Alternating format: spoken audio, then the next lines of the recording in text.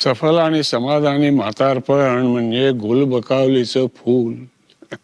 पण मला मिळालंय ते. दोन पोरींच्या रूपानं सारं जग जेव्हा सापासारखं उलटलं तेव्हा राजा लिअर काय म्हणाला आठवतंय? तो म्हणाला, हे स्वर्गस्थ शक्तींनो, द्या खडकाची अभेद्यता माझ्या मनाला. मला हवंय सामर्थ्य सहन करण्याचं, फक्त सहन करण्याचं.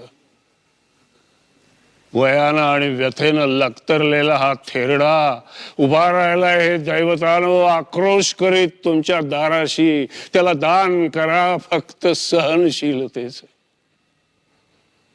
जर तुम्हीच ओतला असेल कृतज्ञतेचं जहर या कारट्यांच्या काळजामध्ये, तर करू नका निदान माझी कुचेष्टा. मला लाचार करून त्यांच्या समोर पेटून उठू द्या माझा अंतःकरण.